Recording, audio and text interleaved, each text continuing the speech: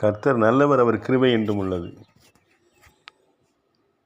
கிறிஸ்தவத்தில் எனக்கு அநேக கேள்விகள் உண்டு. இயேசு கிறிஸ்து தெய்வமா மனிதனா, தேவனுடைய மகனா? காயினுக்கு மனைவி யார்? காயினுக்கு மனைவி எங்கேருந்து வந்தாங்க? பிதா, குமாரன், பரிசுத்தாவி அப்படின்னா 3 தெய்வமா அல்லது ஒரு தெய்வமா? இயேசு தெய்வமா இல்லை தெய்வத்துடைய மகனா? பரிசுத்தாவியானவர்னு ஒருத்தர் உண்டா? அவர் ஆழ்தத்துவம் உள்ளவரா அல்லது ஒரு சக்தியா? அது என்ன? பிதாவாகிய தேவனுங்கிறது யார்? அவரை யாரும் பார்த்தாங்களா? யெகோவா அப்படின்னு சொல்கிறாங்களே, அது என்ன? அவர் தெய்வமா? இயேசு கிறிஸ்துவுடைய தாய் மரியாள்னு சொல்கிறாங்களே, அவங்க தெய்வமா? யார் தெய்வம்? அப்படி சீசர்கள்லாம் தெய்வமா? இல்லை இயற்கை காற்று, நெருப்பு, ஆகாய விரிவு, நீர், நிலம் இவைகளெல்லாம் தெய்வமா? இல்லை இறந்து போன பெரிய புண்ணியவான்கள், தலைவர்கள் தெய்வமா? அநேக மார்க்கங்களை கற்றுக் கொடுத்த, பலவிதமான தெய்வ நம்பிக்கைகளை கற்றுக் கொடுத்து சென்றிருக்கிற மக்கள் தெய்வமாக இருக்கிறாங்களா? நிறைய இடங்களில் சிலை வைத்து வணங்குகிறார்களே, அவைகளெல்லாம் தெய்வமா? இப்படி பல கேள்விகள் இங்கே கிறிஸ்தவத்துலேயும் இருக்குது, வெளியிலையும் இருக்குது. கிறிஸ்தவத்துக்கு அப்பாற்பட்ட இடங்களிலும் இப்படி பல கேள்விகள் உண்டு. இதில் எல்லாம் சரித்திர ஆதாரத்தையோ இல்லை யாரோ எழுதி வச்சிருந்த கருத்துக்களையோ நம்ம எடுத்துக்காமல் பரிசுத்த வேதாகமத்திலேருந்து இதுக்குரிய அத்தனை பதில்களையும் நம்ம எடுத்து வாசிக்க முடியும். ஒவ்வொரு கேள்விகளுக்கும் விடை தெரியாத அநேக கேள்விகளுக்கு பரிசுத்த வேதாகமத்தில் விடை இருக்குது. அதை எடுத்து அழகாக கொடுக்க போகிறோம். அதுக்கு தான் இந்த பதிவு. இதை தொடர்ந்து பாருங்கள், கேளுங்க. இதுக்கப்புறம் வரக்கூடிய ஒவ்வொரு பதிவுகளையும் நீங்கள் எங்கள் சேனலை சப்ஸ்கிரைப் பண்ணி பார்க்க ஆரம்பிங்க.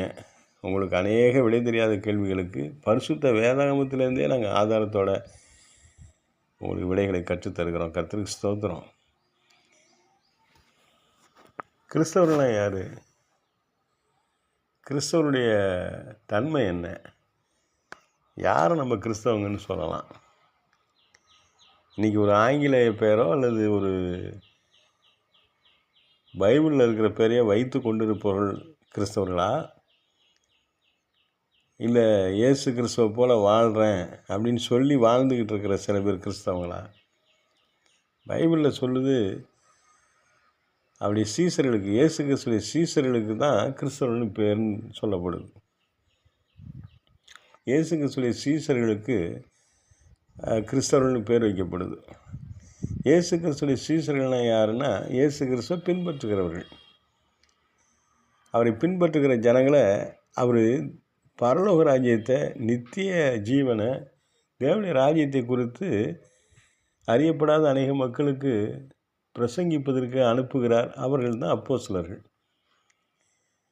அந்த அப்போஸ்தலர்கள் யார்? அவங்களுடைய கடமை என்னென்னா, தேவனுடைய ராஜ்யத்தை குறித்து அறிவிப்பவர்கள். இயேசு கிறிஸ்துடைய பிறப்பு, மரணம், உயிர்த்தெழுதல், தேவனுடைய ராஜ்யம், நித்தியமாக ஒரு மனிதன் வாழ்வதற்கான ராஜ்யம், தேவனுடைய ராஜ்யம், பரலோக ராஜ்யம்.